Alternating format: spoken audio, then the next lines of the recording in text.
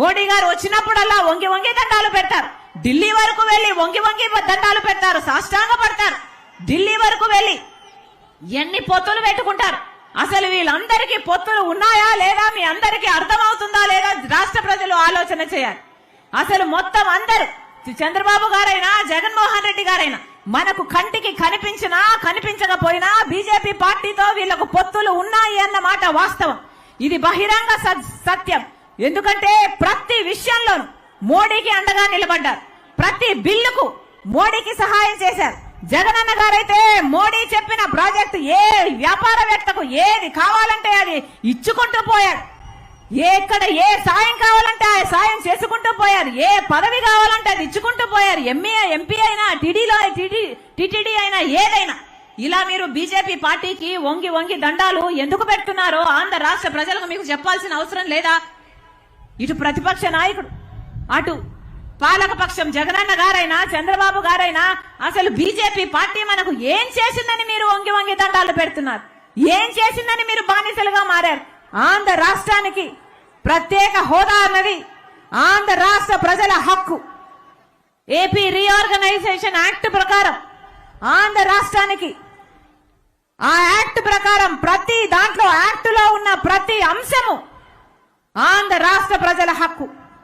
ఒక ప్రత్యేక హోదాయే కాదు, ఆ రోజుల్లో ఏపీ రీఆర్గనైజేషన్ యాక్ట్ లో ఉన్న ప్రతిది ఆంధ్ర రాష్ట్ర ప్రజల హక్కు. ఈ రోజు వరకు కూడా ప్రత్యేక హోదా ఆంధ్ర రాష్ట్ర ప్రజల హక్కు. పోలవరం ప్రాజెక్ట్ నిర్మాణం ఆంధ్ర రాష్ట్ర ప్రజల హక్కు. రాజధాని కట్టడం, అద్భుతమైన రాజధాని కట్టడం ఆంధ్ర రాష్ట్ర ప్రజల హక్కు.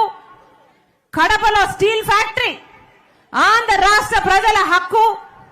అలాగే దుగ్గిరాజపట్నంలో పోర్టు ఆంధ్ర రాష్ట్ర ప్రజల హక్కు. Vizag special railway zone Andhra రాష్ట్ర ప్రజల హక్కు. విశాఖపట్నం నుంచి చెన్నై వరకు ఇండస్ట్రియల్ కారిడార్ కూడా ఆంధ్ర రాష్ట్ర ప్రజల హక్కే. ఉత్తరాంధ్ర రాయలసీమకు స్పెషల్ ఎకనామిక్ ప్యాకేజీలు ఆంధ్ర రాష్ట్ర ప్రజల హక్కు.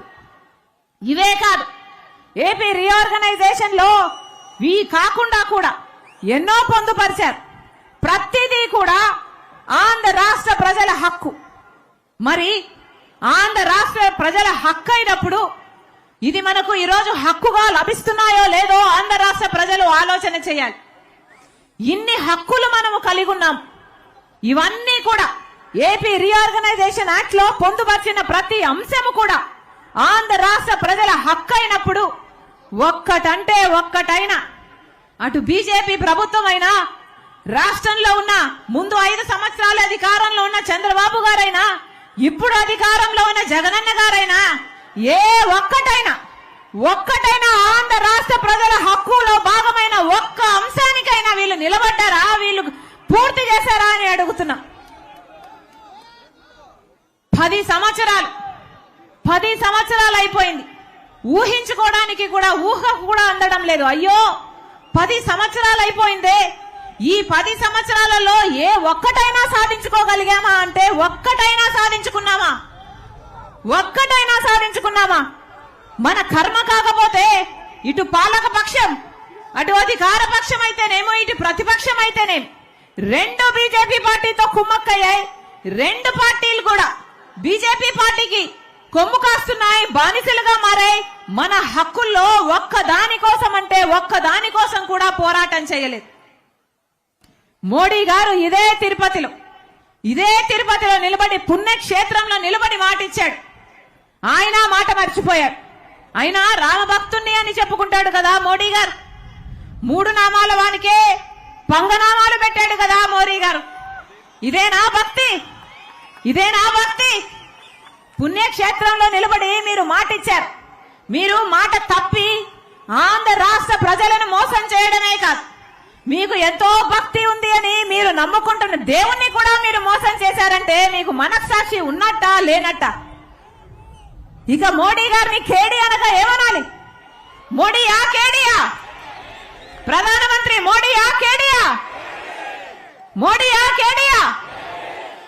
ఆంధ్ర రాష్ట్ర ప్రజలను 5 కోట్ల మంది ఆంధ్ర రాష్ట్ర ప్రజలను మోసం చేశాడు.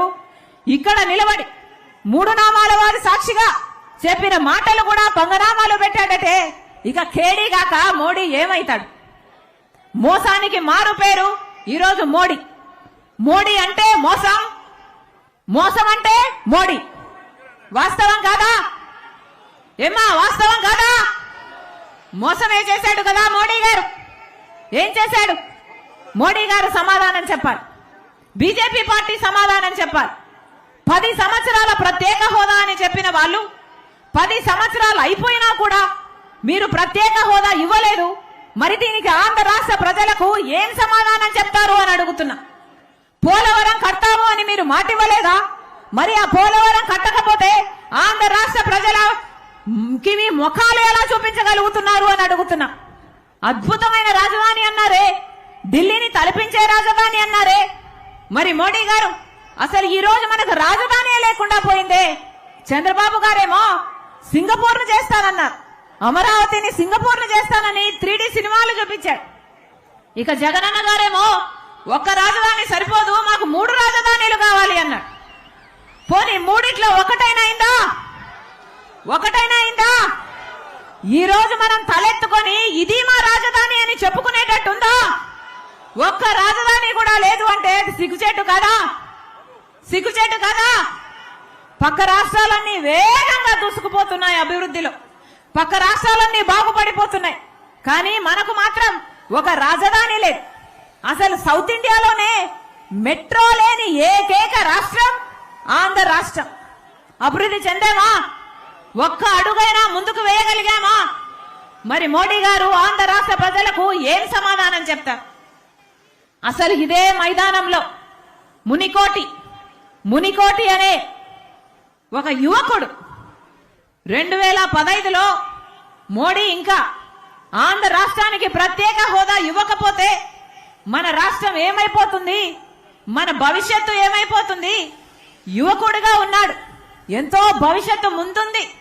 అయినా కూడా ఆ అబ్బాయి ఇదే మైదానంలో ఆత్మహత్య చేసుకోవడం జరిగింది. కేవలం మోడీ ప్రత్యేక హోదా ఇవ్వడు అని ఆందోళన చెంది. ఈ పాపం ఎవరిది?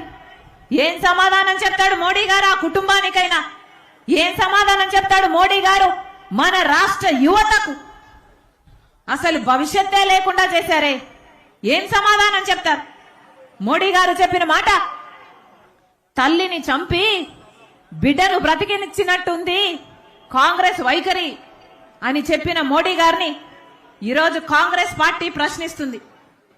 మరి తల్లి లాంటి ఆంధ్రప్రదేశ్ ని మీరు ఎన్ని సంవత్సరాలుగా చంపుతూనే ఉన్నారో మోడీ గారు సమాధానం చెప్పాలి.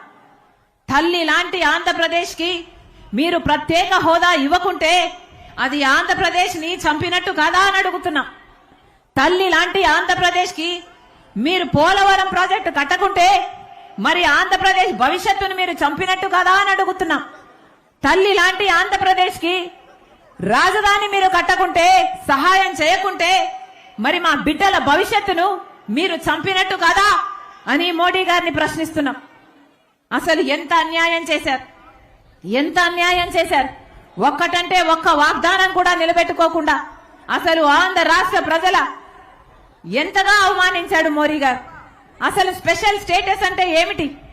ప్రత్యేక హోదా అంటే ఏమిటి? ప్రత్యేక హోదా ఒక రాష్ట్రానికి వస్తే పరిశ్రమలన్నీ ఆ రాష్ట్రానికి ఉరుక్కుంటూ వస్తాయి. ఎందుకంటే అక్కడ ఎక్సైజ్ డ్యూటీ ఉండదు, అక్కడ ఇన్కమ్ ట్యాక్స్ ఉండవు, ఇవన్నీ రాయితీలు ఉంటాయి, ట్యాక్సులు ఉండవు. కాబట్టి పరిశ్రమలన్నీ ఉరుక్కుంటూ వస్తాయి. పరిశ్రమలు వస్తే మన బిడ్డలకు ఉద్యోగాలు వస్తాయి.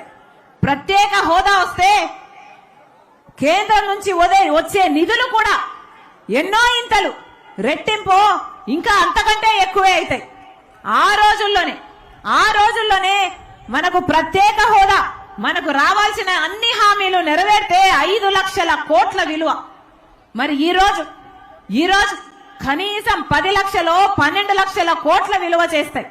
ఒక్కటంటే ఒక్క వాగ్దానం కూడా నిలబెట్టుకోలేదు. ప్రత్యేక హోదాయే మనకు వచ్చుంటే పక్క రాష్ట్రాలకు వచ్చినట్టు ఉత్తరాఖండ్కి అయితే 2000 పరిశ్రమలు వచ్చాయి, 2000 కొత్త పరిశ్రమలు వచ్చాయి. వాళ్లకు ప్రత్యేక హోదా వచ్చింది కాబట్టి అంటే దాదాపు 500% బిడ్డలకు ఉద్యోగాలు వచ్చాయట, ఉద్యోగ అవకాశాలు ఎక్కువ అయ్యాయట. హిమాచల్ ప్రదేశ్ లో 10,000 పరిశ్రమలు వచ్చాయి. మరి మనకేమొచ్చాయి? ప్రత్యేక హోదా వచ్చిందా? పరిశ్రమలు వచ్చాయా? కనీసము పట్టుమని 10 కొత్త పరిశ్రమలైనా వచ్చాయా? ఏమా కనిపిస్తున్నాయా అన్నా? కనిపిస్తున్నాయా? పట్టుమని కనీసం 10 పరిశ్రమలు కూడా రాలేదు. ఎన్ని మాటలు చెప్పారు. ప్రత్యేక హోదా సంజీవిని అన్నారు. ప్రత్యేక హోదా కోసం పెద్ద పెద్ద పోరాటాలు చేస్తామన్నారు. ఏం చెప్పాడు ఇదే చంద్రబాబు గారు? ఇప్పుడు ప్రతిపక్ష నాయకుడిగా ఉన్న చంద్రబాబు గారు ఆ రోజు కాంగ్రెస్ పార్టీ 5 సంవత్సరాలు ప్రత్యేక హోదా అంటే, బీజేపీ పార్టీ లేదు 10 సంవత్సరాలు ఇస్తాము అంటే, చంద్రబాబు గారు లేదు సరిపోదు, సర్దుకోనే 5 సంవత్సరాలు టైం అయిపోతుంది, మాకు 15 సంవత్సరాల ప్రత్యేక హోదా కావాలి అన్నవాడు చంద్రబాబు గారు. మరి ఏమైంది? 15 సంవత్సరాలు ప్రత్యేక హోదా కావాలన్నవాడు చంద్రబాబు గారు. సంజీవిని ప్రత్యేక హోదా అన్నవాడు చంద్రబాబు గారు. స్వర్ణాంధ్రప్రదేశ్ చేస్తారన్నవాడు చంద్రబాబు గారు. తీరా పొత్తు కూడా బీజేపీతో ఆ రోజు పొత్తు కూడా నేను ప్రత్యేక హోదా కోసమే పెట్టుకుంటున్నానని చెప్పిన చంద్రబాబు గారు తీరా ముఖ్యమంత్రి అయిన తర్వాత ప్రత్యేక హోదా కాదు కదా, కొట్లాడడం కాదు కదా, తేవడం కాదు కదా, కనీసం ప్రత్యేక హోదా గురించి ఎవరైనా మాట్లాడితే వాళ్ళ మీద కూడా కేసులు పెట్టారు, వాళ్ళను కూడా జైల్లో పెట్టాడు చంద్రబాబు గారు. మరి ఏమంటారు? చంద్రబాబు గారిని ఏమనాలి? ఊసరవల్లి అనద్దా? ఊసరవల్లి లాగా రంగులు మార్చలేదా? ఎలక్షన్ల ముందేమో ప్రత్యేక హోదా సంజీవిని అన్నాడు, ఎలక్షన్ల తర్వాతేమో ఏం చేస్తుంది ప్రత్యేక హోదా అని మాట మార్చారు. ఇప్పుడు ఆపరేషన్ లేకుండానే మోకాళ్లకు ప్లాస్మా ట్రీట్మెంట్, మీ ఆర్థోపెటిక్ సమస్యలన్నిటికీ రోబోటిక్ టెక్నాలజీ ద్వారా తక్కువ ఖర్చుతో శాశ్వత పరిష్కారం, ఫ్రీ కన్సల్టేషన్, ప్రతి ట్రీట్మెంట్ పై 20% డిస్కౌంట్. ఈ ఆఫర్ కొద్ది రోజులు మాత్రమే, త్వరపడండి. V9 hospitals 9281465842.